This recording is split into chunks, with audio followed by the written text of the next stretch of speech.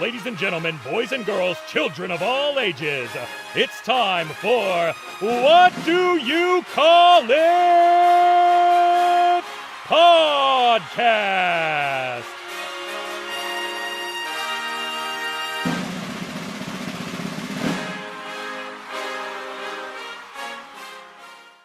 Hello, everyone. Welcome to another episode of What Do You Call It? Podcast. My voice has gone a little bit because England beat Germany yesterday in the Euros, so it's coming home. But it's not stopping me from interviewing today's guest, a true legend of pro wrestling, one of the longest reigning United States champions of all time. He was the Russian Nightmare. Please give it up for Nikita Koloff. How you doing today, sir? You all right? Good day to you, sir, and great to be with you. And you're a football fan. I just am, learned. mate. Nice. Well, you probably won't appreciate this, but I'm a Manchester United fan, just in case you know. Wow, that's a good way to kickstart the show. I mean, I do support Arsenal, but I mean, Man United, I've got no issues with them. So that's wow, I didn't know. Good. The UK listeners are gonna love that. Congratulations on England's win over Germany. It was just mind-blowing, really, because last time we played in the major tournament, we lost, and then it was a dodgy, went over the line, but to beat them 2-0 at home, I'm smiling ear to ear, lads. I just can't help it. Well, yeah, you should be. Congratulations. But it's awesome, mate. It's good. It's very, very good. So I want to know, how are you doing today, sir? You know, I'm doing great. It's been a busy year already in 2021 for me. I'm taking a little break right now, which gave me time to do this interview with you. But gearing up for a very busy second half of the year in 2021. Good, mate. Good. I hope it's a success for you. So I want to kickstart this show by talking to you and asking you, how did you get into the wrestling business? Yeah, it's I think a unique story compared to many of the others. You know, a lot of the guys, even as I've heard their stories or been on interviews with others, or just know their story, that, you know, they grew up, you know, as a kid, maybe dreaming of being a pro wrestler. For some of them, you know, like Cody Rhodes, Dustin Rhodes. I mean, obviously their dad, the American Dream, Dusty Rhodes, you know, was in the business. Talked to a friend of mine the other day about Bob Orton Jr. Well, Bob Orton Jr.'s dad was a wrestler. His brother was a wrestler. His son, Randy Orton's a wrestler, right? So a lot of these guys, George, you know, that was kind of that was their focus. For me, as a kid, weightlifting, bodybuilding, American football was my passion and my dream. And eventually, to kind of fast forward, I get a phone call from someone who I actually recruited out of high school into college football, who eventually went into pro wrestling, who then turned around and called me and recruited me into wrestling. His name was Road Warrior Animal. With that phone call, I had a conversation, a 5-minute conversation with Jim Crockett Jr., who was president of the NWA and owned Mid-Atlantic Wrestling in North Carolina. And I explained to him, I said, Mr. Crockett, you understand I have no amateur wrestling background. I have no professional training. I've never been in a ring. He said he understood that, George. I showed up in Charlotte, North Carolina the day he said to be there, and he literally introduced me to Don Kernodle, Ivan Koloff, the world tag champions, put me right on television for interviews, and then the next night put me in the ring for a television match with no experience. Wow. Just, I didn't realize, like, it was, you know, just here you go, straight onto TV sort of thing, you know. Right. It was like just like throwing right into the fire, like, hey, I hope you survive, you know. But but that's how it started. And then you would survive and go on to have a successful career. And I want to talk to you about the career that you've had, because fans still talk about you to this day, including myself. I may not have watched it in the prime, but thanks to the WWE Network, YouTube, and various sources, I can now go back and watch classic wrestling, which included you. One thing I'd like to ask is, when did you discover you was going to become a Russian? Well, really from that phone call with Road Warrior Animal, because what he explained to me was that when they approached him, they basically asked him this question. And when I say they, it was Don Cornotto, who was Ivan's partner. Don Cornotto and Sergeant Slaughter were the originators of the idea of a nephew for Ivan Koloff, who was known as the Russian Bear. And he had already had a pretty storied career in wrestling in the 1960s and 70s, and now into the mid 80s. And they came up with this idea of a nephew. And Don approached Ivan and asked this, approached Animal and asked this question: do you know any big guys who wouldn't mind shaving their head and becoming a Russian? And Animal goes, I know the guy right now. I played college football with him. So right out of the gate from the first phone call, I knew if it worked out that I'd be the nephew of Ivan Koloff, and I'd be this, and I eventually didn't know, but I'd become the Russian Nightmare. Awesome. And I want to ask, because I think it's become a lost art, and it's a shame. How difficult was it for you to maintain kayfabe back then, especially back then? I just want to know, especially speaking Russian outside of the ring, and I just want to know what was the process for all this, for the gimmick to work, basically. Well, and obviously it was different back then, right? There's no internet. I mean, they were what they called, I think they had like what they called dirt sheets or whatever. A guy named Meltzer or something like that, who used to write things up, but people would have to get that in the snail mail, right? There was no email, there was no internet, none of that exposure. So it was actually, I can't imagine trying to maintain that persona, keep it quiet in today's world versus back in those days. So it really wasn't all super difficult.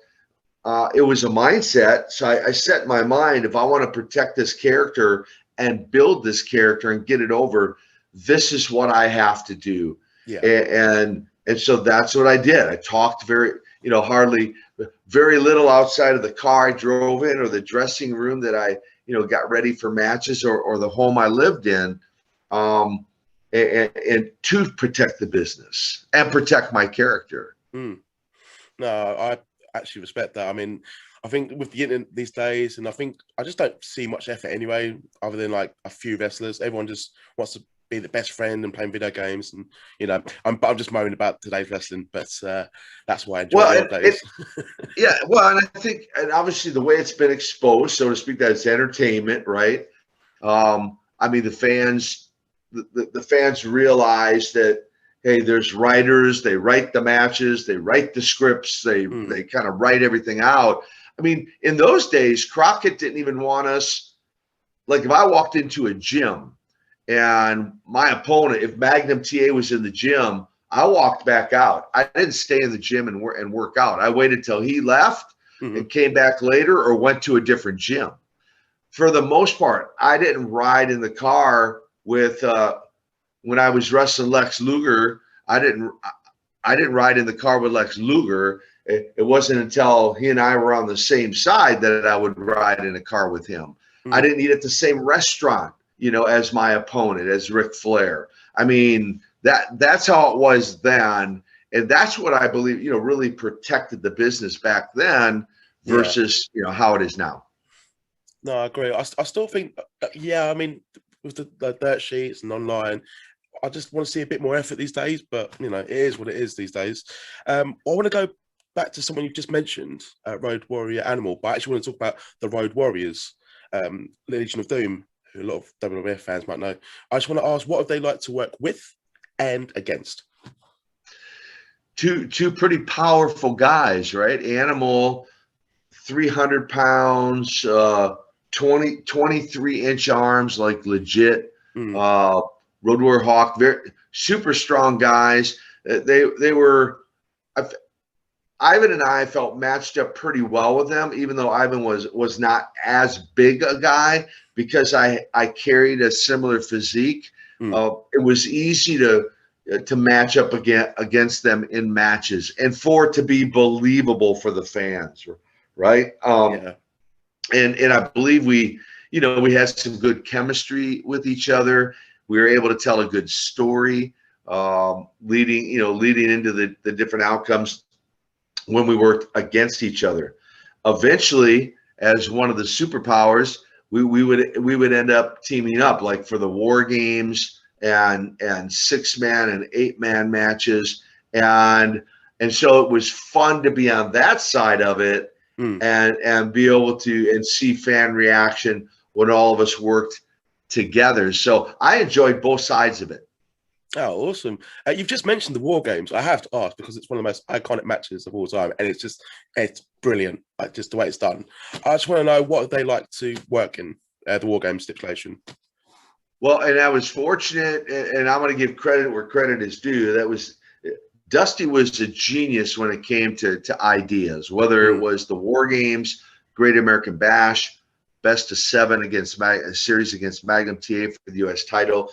The War Games, of course, so I had 2 runs at that. One as part of the Superpowers and the Road Warriors against the Horsemen, and then later on as part of Sting's squadron, right? Yeah. Myself, Ricky Steamboat, Dustin Rhodes, Barry Windham, Sting, right?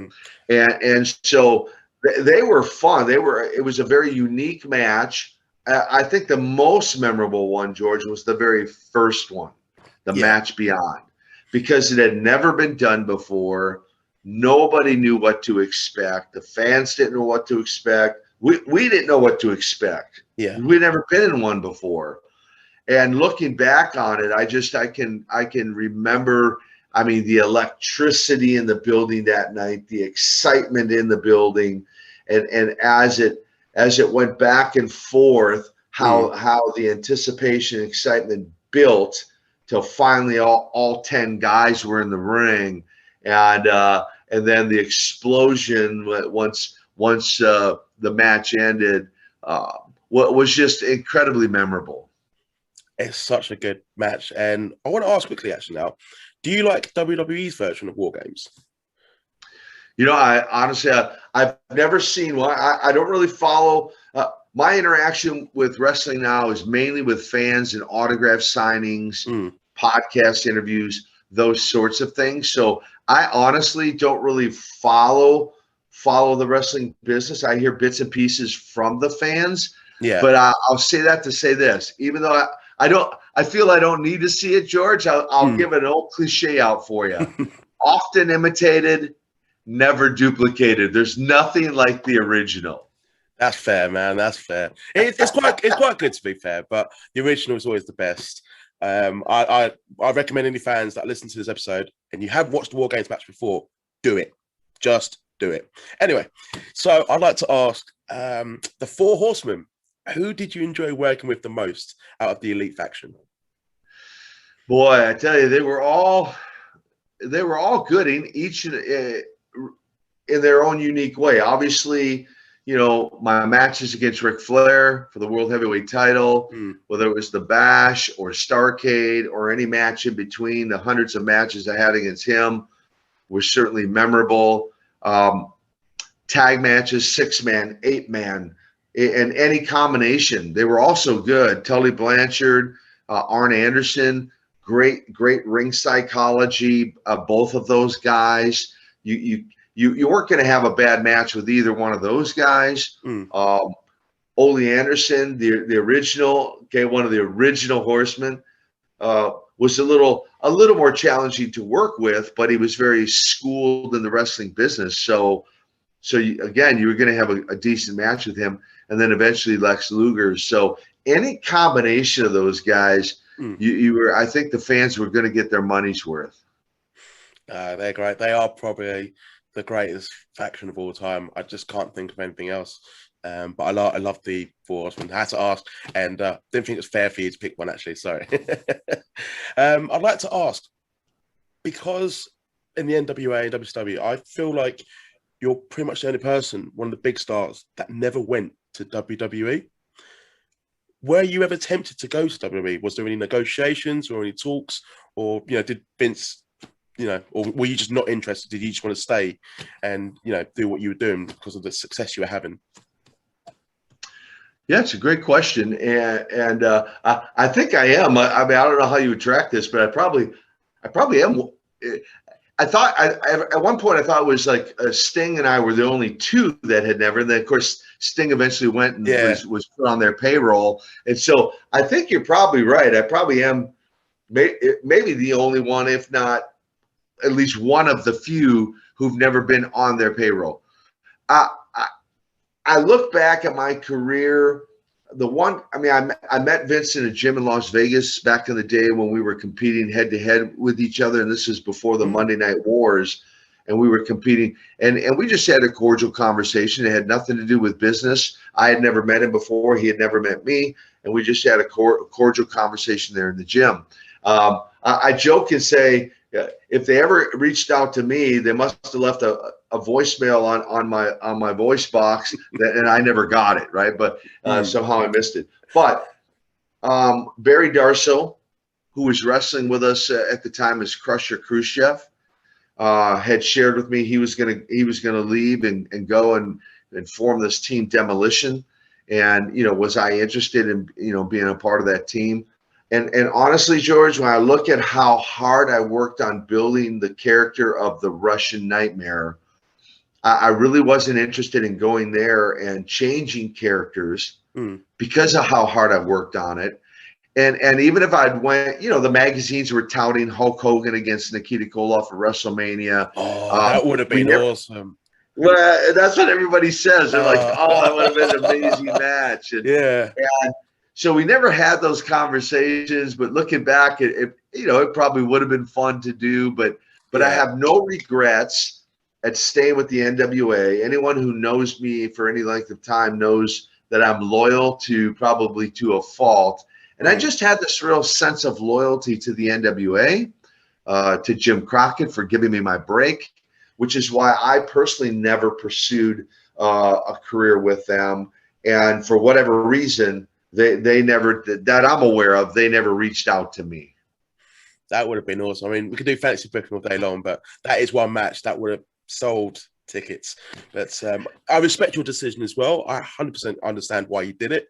And, you would have the success in NWA. So, it's always that risk as well. But I completely respect that. You actually graduated from the same high school as Rick Rude, Kurt Hennig, Demolition Smash, who we just mentioned, and Tom Zinc. Were you actually close with any of them before wrestling? Yeah, it's kind of funny because, and then there was a couple other guys, John Nord, who wrestled as Nord the Barbarian, Nord the Berserker. Oh, wow. Nord was a part of that class. And in fact, Nord and I graduated together.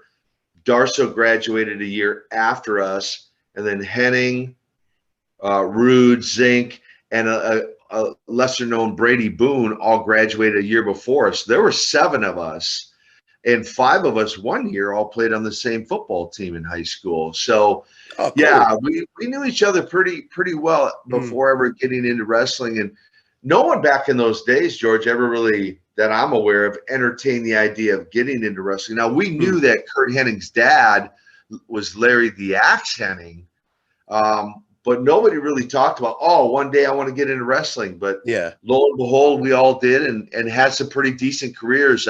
I tell people it must have been the minerals in the water tower in Robbinsdale, Minnesota, I guess. I would have hated to be the teacher that had to tell one of you off, like the size of you guys. That's right. Oh, awesome. Sting, who's been mentioned, who's actually currently still actively wrestling. Fair play to him, and I actually enjoy him in AEW. What was Sting like to work with? Pretty easy, pretty night off. Again, we had developed I feel a pretty good friendship outside of the ring, and in fact, we're best of friends today. And when I look back at the matches that he and I had, and especially the chain matches, we had a brutal Russian chain match more than one occasion. but fairly easy to work with, and we had a very similar personalities outside of the ring. I mean, when it came to eating, exercising, you know, our attitude towards the fans. And so, yeah, I really felt the chemistry was well, and worked well against each other, and then well with each other later on. Oh, wicked. I do enjoy the matches you had against Sting. I'd like to ask, what did you enjoy the most, working as a heel or as a babyface? You know, I get asked that question all the time, and it's interesting. I like to say I feel fortunate I got the opportunity to be on both sides and experience that. There, you know, there's a chance for your audience that maybe doesn't know a whole lot of the story about Magnum TA and his automobile accident, that, you know, had he not had that accident in 1986, I don't know that I ever would have been a babyface. I don't know that I ever would have been on the good side of the tracks, only because of the history he and I had, and he was being groomed to be the world heavyweight champion. Who knows? There may have been a best of 7 for the world heavyweight belt, just like there was for the U.S. belt. Yeah. We'll never know. That's another thing, like the Hulk Hogan match, right? But I enjoyed being on both sides, and I'm glad I had that experience. That's great, mate. That's great. I have to ask, because he's one of my personal all-time favorites, Dusty Rhodes. Do you have any funny Dusty Rhodes stories? The American Dream, Dusty Rhodes, Tower Power, too sweet to be sour, if you will. Yeah. Jordan, Nikita Koloff and I, baby. You know, I'm the son of a plumber from Austin, Texas, but we became the super powers, if you will. Yeah. So I didn't want to ask if you could do an impression, but just in case you didn't want to do it, but thank you. So there's a little taste of both, okay? Yes. Man, I have such great memories of Dusty. I mean, not only working with him, but, you know, he and I used to travel. I mean, we traveled a lot together once we became the Superpowers. Up and down the road, he had this red convertible Mercedes Benz that we used to fly up and down the highway in. And interestingly, I said he would always drive. He would always want to take his car and drive. And I don't know if that's because he didn't trust my driving abilities, or if he just enjoyed driving. Yeah. But and we had so many great conversations, and I mean, we go back to when Cody Rhodes was in diapers, right? So I remember when Cody was born, but we just had great conversations on a personal level, talking about life, and then, of course, as I mentioned, all of the ingenious ideas that he had, and matches he created, and the outcomes. Man, I loved the man right up to his passing. We weren't as close the last few years of his life, only because, you know, I was on this ministry path, and he was still involved in wrestling. But we would see each other every now and then, and when we did, we just picked up where we left off and hugged each other's necks and had some good laughs.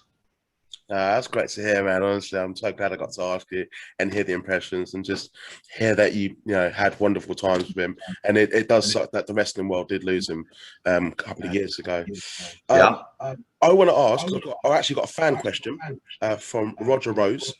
He would like to know, what is your favorite feud? And he would like for me to tell you best wishes and thanks for the childhood memories.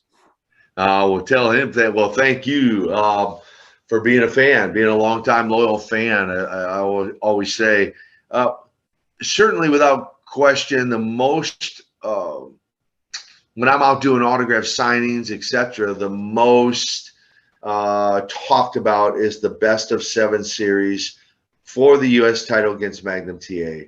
And Magnum's style of wrestling, my style of wrestling,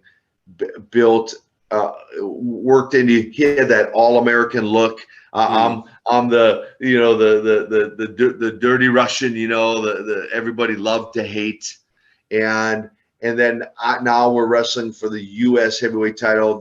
The contract signing where his mom is there, and Ivan and I leave him laying. We get in a dispute at the contract signing.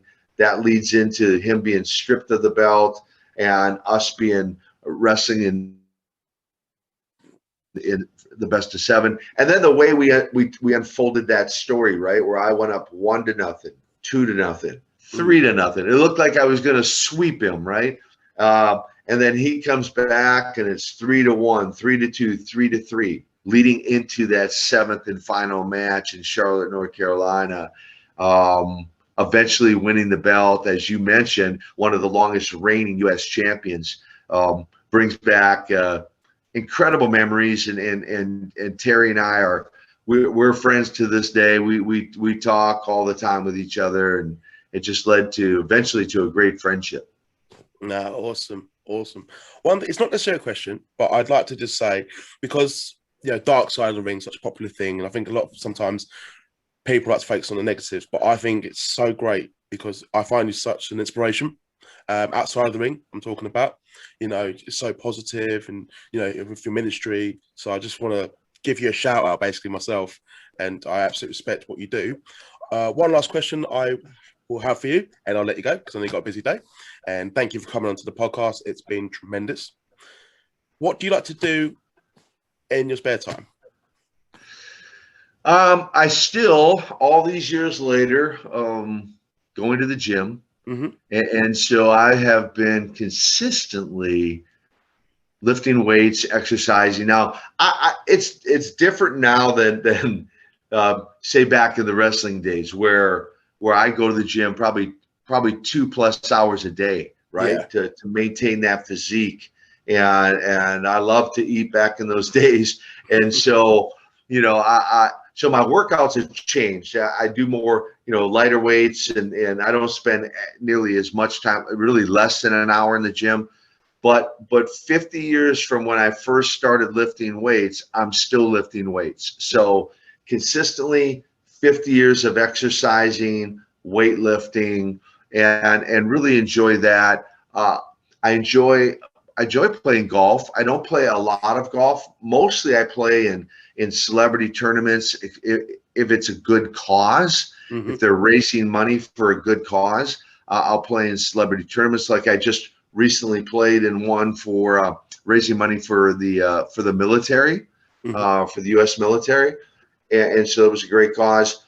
And college football, I really enjoy watching college football. And last but not least, going out and experiencing what I call fine dining and just enjoying a really good meal. Maybe one of the higher end restaurants. Just was out last night, sitting out on the patio deck, just taking in the beauty of the day and enjoying that. And so those are some of the hobbies, or some of the things that keep me busy. And when I'm not, as you mentioned, I appreciate giving a shout out to the ministry. I'll mention one more recent thing. As I'm interviewing on your podcast last year, I launched the Man Up podcast. Never envisioned I'd have a podcast, but that opportunity opened up. Just like I never envisioned I'd be a pro wrestler, just like that opportunity opened up. And so I really enjoy it. Like I'll head to the studio tomorrow to record some shows in the studio, and I've had fun. Really, it's been a lot of fun. Yeah. Doing developing the podcast show. So, and I appreciate you again. I appreciate you having me on today. No, I've really enjoyed listening to you speak. I think I can tell when I rewatch this back, I'm generally smiling. I've enjoyed hearing stories, the Dusty Rhodes impression, yes. But it's been tremendous. I know one of my mates, Bobby, he's going to love this episode. But it's been a fantastic episode. And where can fans find you on social media?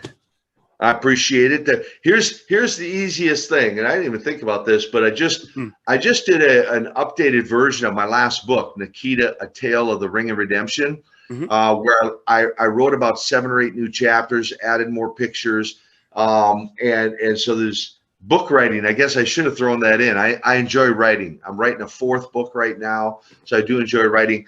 But it's kind of a one-stop shop. If they want to connect with me on social media, if they want to link to the podcast, if they want to learn more about the ministry, if they want to purchase a couple of the books, they can do all that at koloff.net, my website, koloff.net. If they'll go onto that website, all the links are there. They can link with me. Like I said, follow me on social media. Every day I'm just trying to, encourage somebody, brighten somebody's day by a post on social media, Facebook, Twitter, Instagram, and then just impact somebody's life in a positive way. That's my goal now. So, and you've impacted many childhood memories, like Roger Rhodes, who I asked the question for earlier, and many fans still talk about to this day. You're such an inspiration. I'm going to put all those details down in the description below when this gets uploaded very shortly. I want to thank you for coming on today. I've really enjoyed today's episode. And for everyone that's listened to this episode, there's going to be more episodes of What Do You Call It podcast coming out soon. Also, it's coming home.